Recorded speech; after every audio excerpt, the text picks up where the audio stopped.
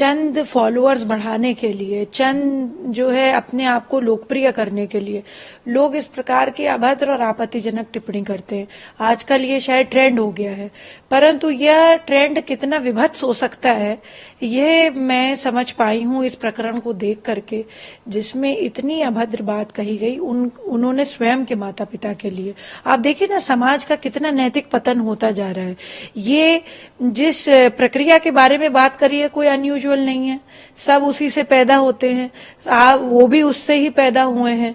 वो जब शादी भी करेंगे आगे तो उनके बच्चे भी उसी तरह से पैदा होंगे।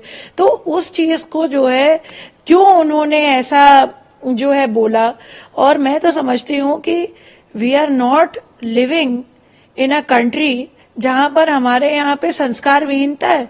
हमारे यहाँ संस्कारों का जो है पूजा होती है।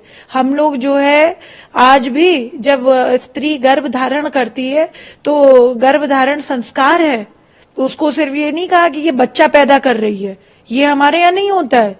और ये पाश्चात्य सभ्यता भी अब हमसे सीख रही है ये बात कि क्या ऐसी चीजें हैं जैसे ओम का उच्चारण है, योगा है, मेडिटेशन है, उसकी डाइट है, इट अफेक्ट्स द चाइल्ड, और मेडिकल साइंस इसका प्रूफ देती है। तो क्या आप जो है सिर्फ इस चीज के लिए अपने आप को चमकाने के लिए अपने माता पिता के लिए इस तरीके की बात कर रहे हैं? I don't think this is appropriate. उन्होंने माफी मांगी, बहुत अच्छा किया।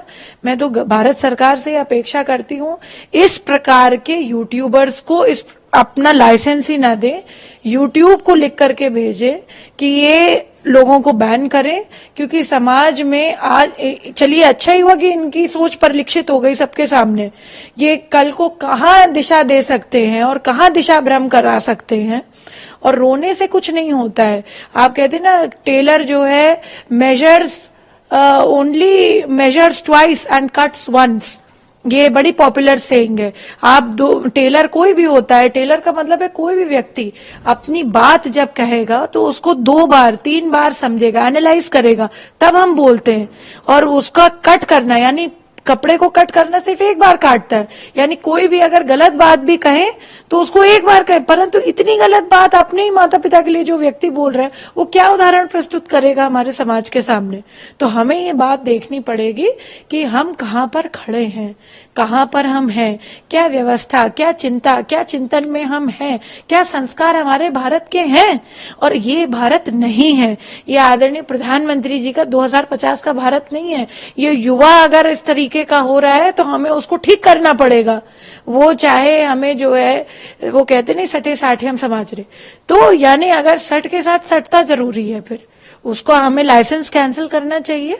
और हमें ये बात के लिए भारत सरकार की प्रतिबद्धता होनी चाहिए। जो पुलिस ने एक्शन किया है, कमेंट कि भाई बड़ा अच्छा काम किया, आई सैल्यूट द पुलिस कि उन्होंने एक अच्छा स्टेप लिया। जिन लोगों ने इसके पीछे बहुत सारी रिपोर्ट दर्ज करी हैं उनको भी मेरा नमन है कि आपने भारत की संस्कृति सभ्यता को बचाने के लिए अपने से हट करके ऊपर सोचा, क्योंकि देश ऐसे ही बनता है। देश सिर्फ एक व्यक्ति, इसका फ्रीडम ऑफ स्पीच का मतलब ये नहीं कि कुछ भी आप नहीं बोल सकते हैं, और खास तौर से आप अपने पेरेंट्स के लिए इस तरह से नहीं बोल सकते हैं। हमारे पेरेंट्स चाहे कुछ भी हो, आज हमारे प्राण है अगर, तो हमारे माता पिता की वजह से हैं।